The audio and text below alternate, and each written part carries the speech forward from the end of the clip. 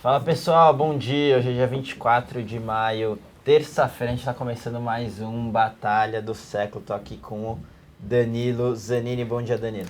Muito bom dia, Kim. Muito bom dia a todos que nos acompanham no canal da Infomoney. Dia bastante atenção aí dos investidores no jornal e vendo a fala do Meirelles até agora. E o mercado aí reagindo positivamente, né, Kim? Só os bancos que cederam um pouquinho agora nessa terça-feira. Exatamente. Lá fora também ajudou, né? Ontem a gente viu um mau humor maior, enfim, ao redor do mundo, mas hoje a gente já tem alguma recuperação lá fora. E obviamente aqui tem toda essa questão das medidas de mudanças econômicas. A gente tem também teve também a questão do Jucá ontem, né? A gente vai, enfim, passar rapidamente agora pelos principais pontos a se monitorar e depois a gente já começa a olhar índice, dólar e, por favor, envie suas dúvidas aí com relação aos papéis que a gente vai coletando e a gente vai fazer, como sempre, análise da ótica fundamentalista e também da parte técnica. A gente vê se a gente consegue conciliar ali e ajudar vocês nesse sentido. Então, começando aqui com os pontos de destaque, como eu comentei lá fora, mercado reagindo bem. E aqui ontem a gente teve a questão da gravação do Jucá, trouxe muito estresse para o mercado, obviamente tende a enfraquecer o governo, mas um ponto positivo dentro de tudo isso foi essa decisão rápida do governo de já tirar o Jucá. Então você isola e não traz para dentro toda essa crise da questão da Lava Jato, você não traz para dentro do governo, você isola. Foi esse o objetivo do licenciamento do Jucá. Então, a partir de hoje, ele não é mais ministro do Planejamento. Isso aí foi uma questão positiva, mas, de novo, o governo ele pede uma peça importante na parte da articulação. A gente sabe que o Jucá tinha um trâmite muito bom ali no Congresso. Isso aí tenderia a ajudar muito na parte das medidas e da aprovação tanto no Senado quanto na Câmara. A ver, a gente tem também uma segunda derivada de tudo isso, que é como as novas gravações, de acordo com vários jornalistas, tem gravação sobre o Renan, como isso impactaria ali no Senado e como isso vai desacelerar ou não a parte das medidas. De qualquer forma, tem essa questão e como o Danilo falou, o Meirelles já estava falando sobre todas o pacote de mudanças aí que o governo prevê para botar um teto na parte de despesas, enfim, melhorar ali o percentual de despesas com relação à PIB para os próximos anos. E junto a isso, hoje a gente vai ter a votação também do orçamento, que é um primeiro teste para o governo, mas teoricamente não é algo tão difícil, precisa só de maioria simples, mas vai trazer informações quanto à temperatura ali do Congresso depois de tudo isso que aconteceu com o Jucá. Bom, então essas são os principais destaques ali e a gente consegue passar direto para o Danilo dar uma olhada no gráfico do Ibov, né, ver o que ele está achando e como que o gráfico reagiu a todas essas informações novas, né? Bom, então todo esse cenário, vale lembrar que ontem nós tivemos mais um dia em queda do índice Bovespa, foi a sétima queda consecutiva, uma queda bem expressiva. Um dos fatores ontem também que pesaram aí para essa queda do Ibov foi que no pregão de segunda-feira lá na Ásia, o minério de ferro fechou com uma desvalorização expressiva, mais de 6%. Isso impactou aí também as ações da Vale, o petróleo ficou levemente para baixo. E o mercado, depois de 7 dias consecutivos em queda, sinaliza um possível repique, uma possível exaustão desse movimento de baixa. Começar a colocar o gráfico aqui para a gente poder acompanhar.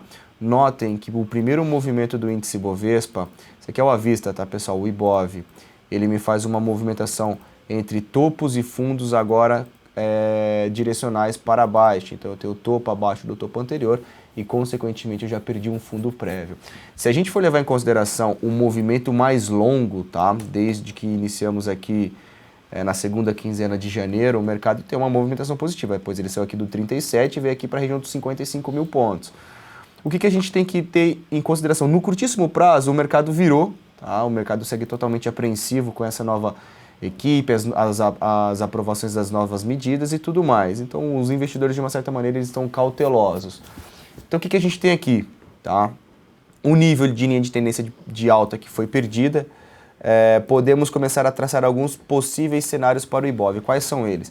Se o mercado hoje, até o final do pregão, ele sustentar no campo positivo, sustentar levemente em alguma movimentação de alta, a gente tem uma região importante de suporte aqui na casa de 49 mil pontos como um nível de obstáculo para a queda. Perceba que nós temos aqui topos, fundo e o mercado veio cair. Se ele fechar num candle positivo hoje, eu esperaria a superação da máxima de hoje, para aí sim a gente poder ter algum possível repique e esperar o mercado voltar até onde? Até os patamares aqui desses parâmetros de 51.500 pontos. Então atentos aí, amanhã a superação de 50 mil, a gente abre espaço para buscar aproximadamente 1.300 pontos para cima. Lembrando que é natural o movimento de paralisação de queda, lembrando que foram 7 dias de quedas consecutivos e hoje o mercado está subindo apenas meio. Então a gente tem algumas horas ainda até o final do pregão para ver se ele vai sustentar esse movimento positivo. Boa. Com relação a fundamento para o índice como um todo, a gente tem para o médio e longo prazo, tá, expectativas, diria, positivas ali com o governo de transição, principalmente se a gente fizer uma análise relativa do que a gente observava, né, no governo anterior, quer dizer, articulação zero, sem nenhum diálogo com agentes econômicos ou Congresso. Então essa mudança já é algo que você traz aí uma expectativa, uma janela de oportunidade boa para esse governo de transição. Mas, de novo, a gente tem muita cautela, a gente sabe que os riscos são grandes, a gente tem a questão da Lava Jato, que é imponderável aí, e realmente foi o que derrubou o governo passado, e é uma variável que é difícil de prever, mas que pode trazer uma mudança total no cenário. Então, tanto que a gente viu que aconteceu com o Jucá recentemente, teoricamente já citando o nome do Renan mais para frente em novas gravações. Então é isso que a gente vai ter que monitorar na questão do Ibov, tá? A gente pode passar também para dólar, né, Daniel? A gente sempre começa com índice e dólar. O que você está achando aí desse movimento de dólar recente? Desde quando o dólar tocou ali na região de 3.500, 3.600 lá, desde a gente está falando de início de abril, tá, aproximadamente 2 meses, a gente começou a ter algumas intervenções do Banco Central por meio de leilão de swap reverso. Então o dólar, de uma certa maneira, tem um viés de baixa, tem uma tendência de baixa, porém ele não está conseguindo perder os 3.500 devido aí a bastante atuação, intervenção do Bacen. Então eu vou colocar aqui o gráfico para a gente poder acompanhar. O que a gente tem aqui, ó, uma linha de tendência de baixa, de uma certa maneira a gente pode desenhar até várias linhas, só colocar o gráfico na tela aí, por gentileza, tá?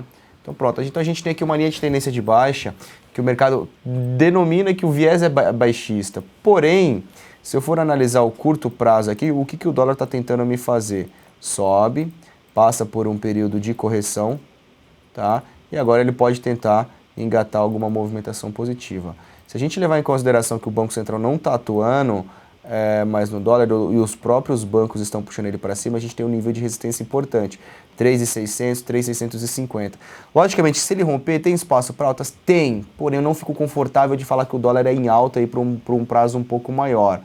Então, 2 pontos a gente monitorar, 3.620, algum pregão cujo fechamento for acima desses patamares, o dólar tem espaço para buscar os 670/700. Aí sim a gente está falando do dólar lá na casa de 3,70. Se fechar acima de 3,620, a região de 3,62. Se a gente for levar em consideração uma vista acima de 3,60. Ok? Caso contrário, o dólar volta a trabalhar em queda, eu vejo se ele voltar a perder o 3.500, ele vai abrir espaço para buscar esses fundos aqui na casa de 3.450, porém, eu já ficaria de olho que o Banco Central pode intervir. Então, o que eu vejo aqui no médio prazo, no curtíssimo prazo, tá? Indefinição entre os investidores devido ao cenário político, devido às medidas econômicas, devido aos ajustes que tem que ser feito. O dólar para mim, 3.500, 3.500, 3.600 é o range de trabalho dele. Acredito que ele tende a ficar nesses patamares de preço nesses próximos dias, nessas próximas semanas.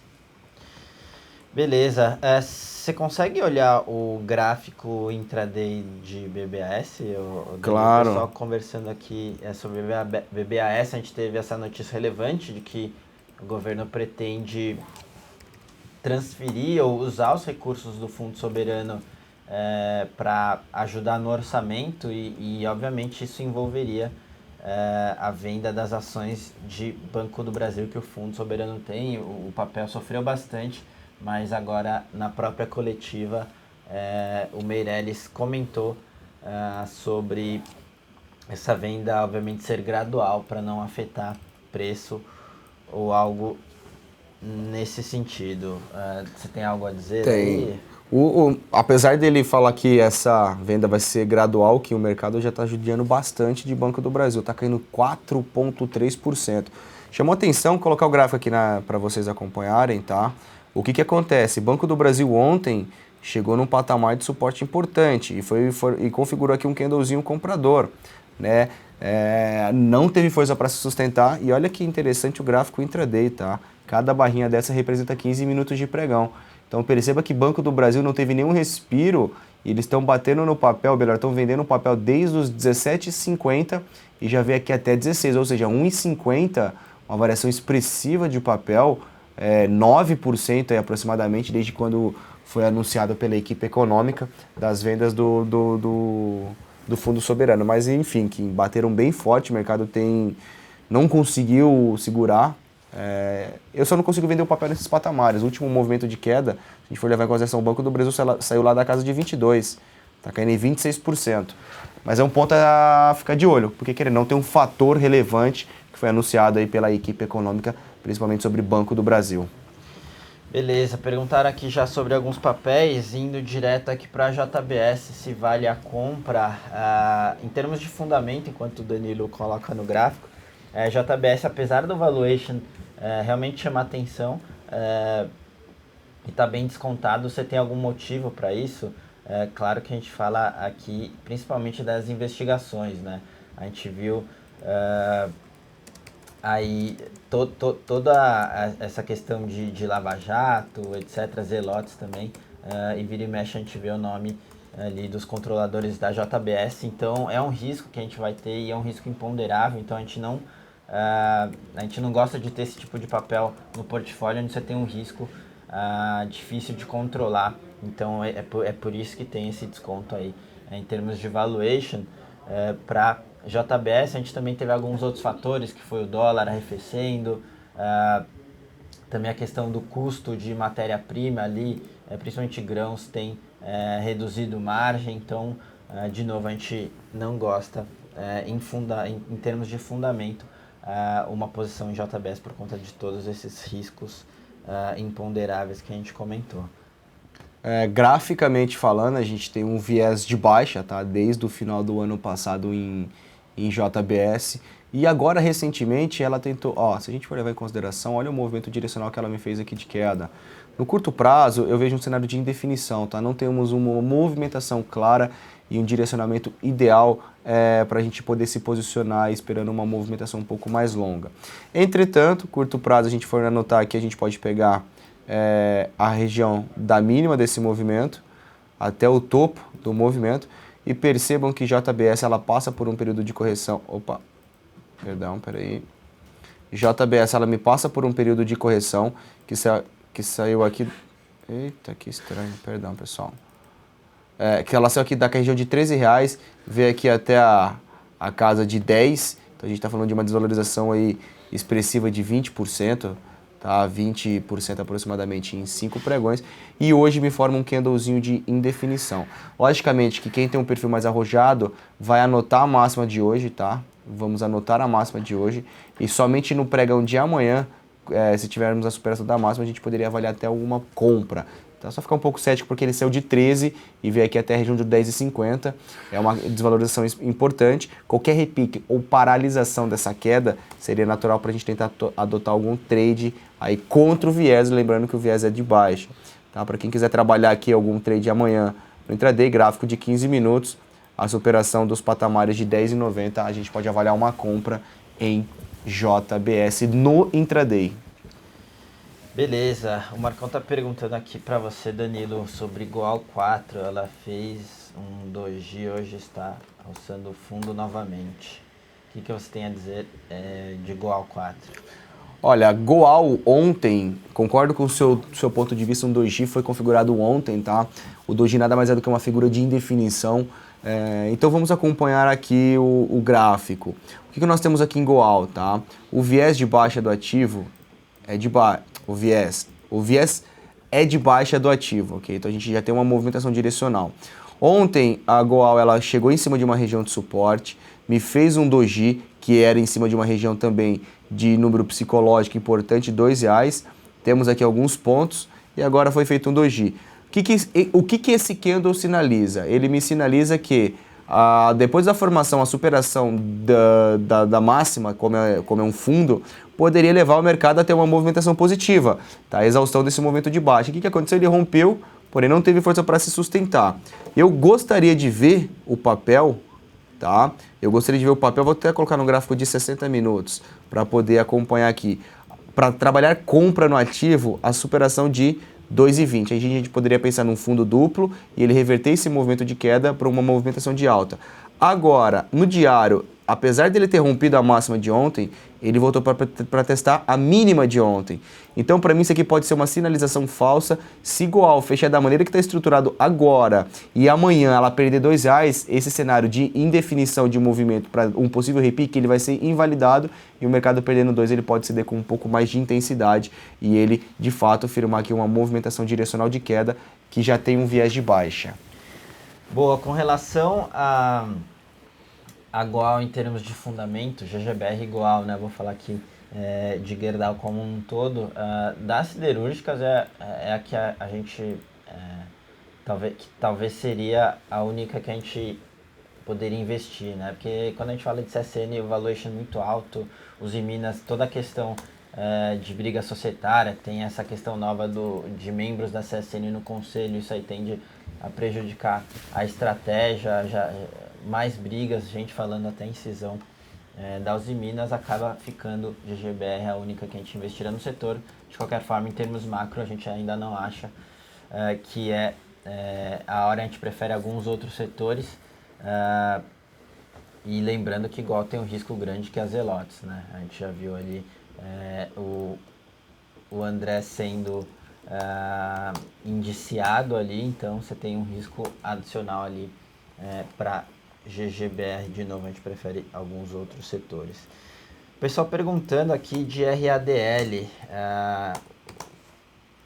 o Costinha está comprado, se a gente puder analisar. RADL é um bom ativo, resiliente em termos de retração, em tempos de retração econômica, mas o fato é que tem pouca margem de segurança em termos de valuation, né? Tudo bem que ela tá cara e vai ficando mais cara, mas realmente para a gente é um papel importante a questão do valuation, de você ter algum espaço para conforto ali e margem de segurança.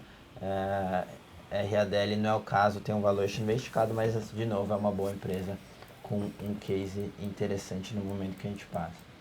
O ativo desenvolve uma tendência de alta bem expressiva, colocando um gráfico aqui, esse ano o papel só subiu, e a gente comentou, inclusive a gente comenta aqui na Batalha do Século, toda vez que ele toca nessas linhas aqui, passa a média de 21 também, tá? Toda vez que ele toca nessas linhas aqui, é um ponto para se trabalhar comprado. Parabéns pelo seu trade, Coxinha.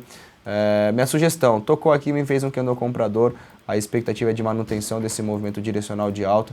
Temos um pequeno obstáculo aqui na casa de R$ 58,50, tá?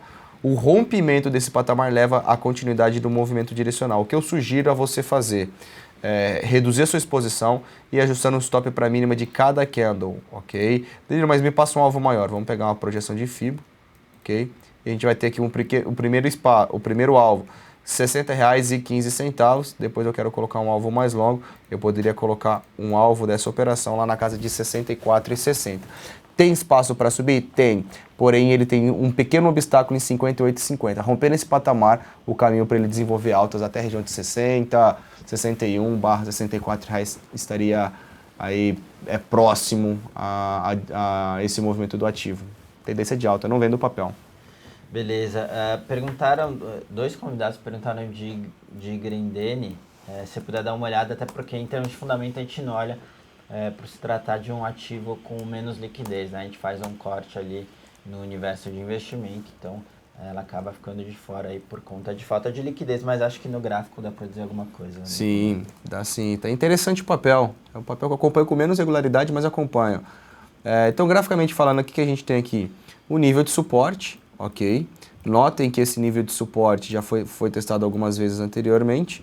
Um toque, temos o segundo, temos aqui o terceiro toque e hoje o ativo me configura aqui um candle de reversão denominado um martelo, um candle de reversão em cima de uma região de suporte.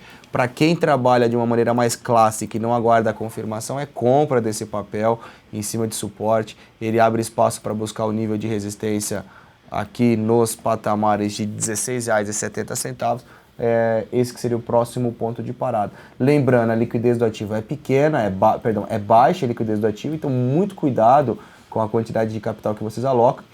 Então é uma compra dentro de um cenário de indefinição, ok? O ideal é esperar esse candle fechar, marcar máximo e o stop tem que ser na mínima. Então o stop aí um pouco mais longo não me agrada, mas se for pensar que é compra por suporte. Beleza, e ajuda o Marcos porque ele já está comprado, né, em Grendene a 16,70. Tem alguns pontos aí que ele deve observar para stop especificamente para ele ou não? Tá, 16,70. Vamos colocar um gráfico aqui. 16,70, Marcos. Olha, Marcos, o ativo chegou a desvalorizar aqui em relação ao seu ponto 7,5%, tá? Então, assim, antes de recomendar algum ponto, o que eu sugiro? Que antes de entrar na operação, tenha em mente o quanto de risco você está disposto a correr. Então, você já deixou aí correndo 7,5% de risco. Na minha leitura, a não ser que seja a posição, tá? 7,5% de risco é muito, tá? Então, assim, antes de entrar na operação, definir o risco, o quanto que você suporta financeiramente correr. Mas o que a gente tem aqui? O que eu sugiro para você, tá? Stop tem que ser abaixo dessa consolidação. Se você já correu 7,5%, o stop tem que ser abaixo de 15,50. Pô, então você está recomendando que o meu stop seja aqui abaixo? Seria a solução, porque para mim o stop já deveria ter sido acionado, tá? Então a superação da máxima leva ele a ter uma movimentação positiva. O que você pode fazer? Se ele começar a superar e chegar próximo ao seu preço, você começa a reduzir a sua exposição. Tá? Mas o stop ideal, abaixo da mínima de ontem. Fechou o candle de hoje, abaixo da mínima de hoje. E vai ajustando o seu stop para a mínima de cada dia, cada novo pregão. Essa que seria uma sugestão, visto que você já passou aí por 7,5% que o mercado estava contra você. Boa, então a dica é um pouco mais de conservadorismo e já definir stop, né? Exatamente. Sempre que entrar numa operação que eu acho prudente, o risco que você está disposto a correr e o quanto que você está disposto a ter de retorno. Sempre saber, eu entrei com 1.000 ações, pô, mas quanto que isso vai me dar um financeiro se eu tomar um stop? Acho que esse é o principal ponto. Beleza, o pessoal perguntando de BVMF. BVMF é um papel que a gente gosta, principalmente por conta do beta alto, né, com toda essa questão do governo de transição. Se a gente tiver uma melhora das expectativas, BVMF tende a performar muito bem, tirando a questão de sinergia com a CETIP. Então é um papel interessante, sim, a gente gosta e tem na nossa carteira recomendada, apesar do valuation não estar uma barganha. Essa questão do beta é uma posição interessante e uma alocação estratégica boa no portfólio. BVMF a gente acha também interessante meio gráfico. A gente fez até uma compra aqui, vou mostrar para vocês. A gente fez uma compra. Primeiro a gente conseguiu colocar ela na carteira nesse movimento aqui, conseguimos ter um retorno de aproximadamente 9%. E a gente comprou ela novamente quando ela tocou aqui. A gente comprou na quinta, sexta-feira passada. E o mercado estopou, infelizmente estopou nós ontem, mas a gente tem uma linha de tendência de alta, a expectativa é positiva para a BVMF e acreditamos que ele pode vir aqui buscar o primeiro nível de resistência mais importante na casa de R$18. Então, para a gente tem espaço sim para uma movimentação positiva em BVMF. Beleza, a gente já está chegando aqui na reta final do nosso programa, então eu tenho mais alguns papéis aqui para a gente olhar. Começando com o CSN, o pessoal perguntando até que ponto ela deve cair mais, né? E até o Danilo pode ajudar melhor nesse sentido. De qualquer forma, a gente não gosta do ativo, de novo, a gente já comentou aqui em termos de valuation não faz nenhum sentido, é totalmente arriscado. Só que, e a gente comenta bastante, né, lá na sala, que você fazer um short em CSN é muito perigoso, né? Historicamente, o pessoal que tem feito short em CSN tem perdido dinheiro, seja por conta de recompra ou algum short squeeze, algo nesse sentido.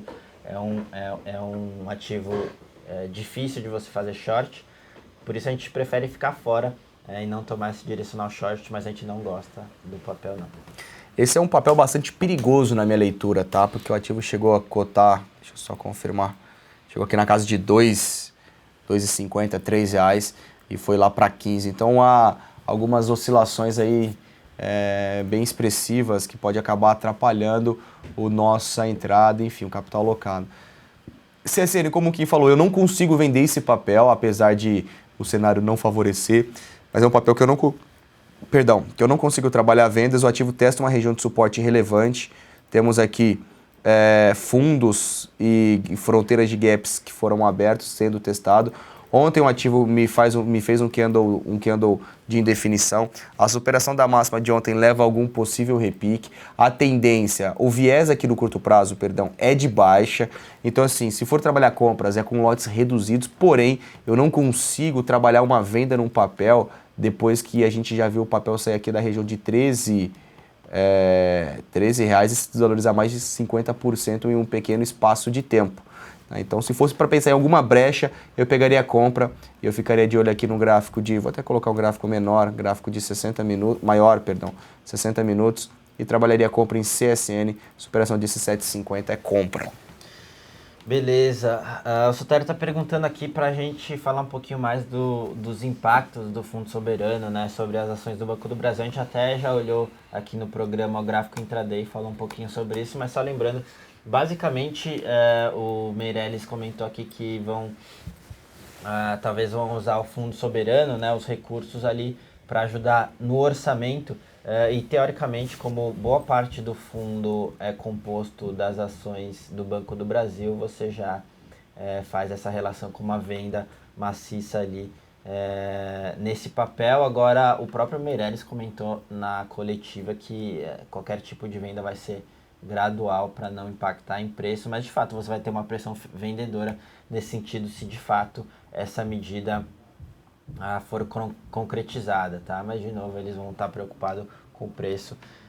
De novo, o que dá para tirar de tudo isso é que a pressão em termos de dinâmica de preço não é positiva, obviamente, mas talvez não seja todo esse exagero do mercado. Eles vão ter um mínimo ali de bom senso para tentar fazer isso de forma gradual. Então um pouco o detalhamento, por isso que quando teve um anúncio já bateram em BBAS, mas ao longo da entrevista ele foi deixando mais claro. Rapidamente aqui, falar de lojas americanas. A gente acha que o preço em termos de valuation tá ok, não tá tão cara. Se a gente for ver no setor de varejo, as ações em termos de valuation estão bem caras, né? Tradando ali acima do desvio padrão superior, porque você já embute algum tipo de expectativa com esse governo de transição e lojas americanas não tem tanto isso, ela está ali perto da média, então a gente gosta assim do papel, tem menos dependência de crédito, ticket médio baixo, gestão muito boa, até questão da B2W lá dentro que eles carregam e não é um ativo que a gente gosta muito, mas eles acabaram de fazer um aumento de capital, tende a ajudar ali na alavancagem da B2W, tá? Então é um pouco disso que a gente olha para Lame. Danilo, o que você tem para falar de Lame? Vou já falar rapidamente aqui devido ao nosso horário, mas lojas americanas, a gente conseguiu pegar vários trades nela, a gente comprou ela aqui embaixo, o mercado subiu e agora está fazendo um ombro, cabeça e um ombro, define uma resistência importante em R$16,45. O que nós enxergamos aqui via gráfico? O mercado sobe e passa por um período de consolidação de preço, um período dessa consolidação em cima de uma resistência. Tá? Então aqui a gente tem uma figura gráfica denominada mastro e bandeira. Rompimento de 16,50 é compra para swing trade, alvo dessa operação aqui na casa de 18,30, 18,50. Ok? Então atentos aqui, o mercado está me fazendo um mastro e bandeira para tentar romper esse patamar e pode ter uma movimentação positiva. Beleza, então, pessoal, só para terminar, o Bicudo perguntando de Pecar, que a NYSE deu um ultimato com relação ao formulário 20F, né, que a gente viu que justamente isso que fez com que as ADRs da Elet fossem suspensas, mas em Pecar é outra questão, tá? Eles vão ter mais 6 meses ali para divulgar, então não vai ser o caso aí, pelo menos por enquanto, longe de ser a questão de suspensão de ADR, algo nesse sentido. Aqui todo mundo já faz esse paralelo, obviamente, e tem que fazer mesmo, mas é outra situação ali com relação à Elet, que já tinha atrasado diversas vezes, etc. E realmente teve as suas ADRs suspensas, tá? Só para finalizar a Cielo rapidinho, a Cielo é um papel, é um business interessante, só que cada vez mais tem tido conversas sobre regulação, tanto de adiantamento de recebíveis, como a própria regulação do setor. Quanto mais conversas e mais risco traz aí, pior para a margem, enfim, olhando mais para frente. Então a gente prefere ficar fora por enquanto, até a gente ter mais visibilidade da parte regulatória. Se puder dar uma olhada rápida ali em Cielo, Danilo. Cielo, no curto prazo, ela me perde essa linha de tendência de alta, tá? Então a gente já tem um cenário de atenção, porém a gente tem uma região de suporte importante sendo testada. Me fez um candlezinho comprador ontem, hoje vem me subir na casa de quase 2%. Seria natural o papel ter algum repique. A gente vai ficar de olho como que ele vai se comportar na região dos 33/33,50. Fazendo o candle vendedor, a gente pode vender papel esperando um possível pivô de baixo. Então atentos que a estrutura de alta ela está um pouco prejudicada e o viés do curto prazo de Cielo é de baixa. Fechado. É isso aí. Obrigado, Danilo, aí, por todas as análises. Pessoal, espero que vocês tenham gostado do programa. A gente volta aí ao longo da grade da Infomania. Não sei se o Meirelles ainda está falando, mas acho que o pessoal da Infomania ainda vai colocar aí para a gente acompanhar o finalzinho da coletiva do Meirelles, tá, pessoal? Então, obrigado aí pela presença de todos. Valeu, Danilo. Obrigado, Kim. Muito obrigado a todos que acompanharam a gente na Infomania. Qualquer dúvida, qualquer informação, ou caso queiram acompanhar a XP, nós estamos ali na Arena do Investidor, um ambiente totalmente virtual, aberto aí para os clientes da XP. Obrigado e até a próxima batalha do século. Valeu, pessoal. Até a próxima.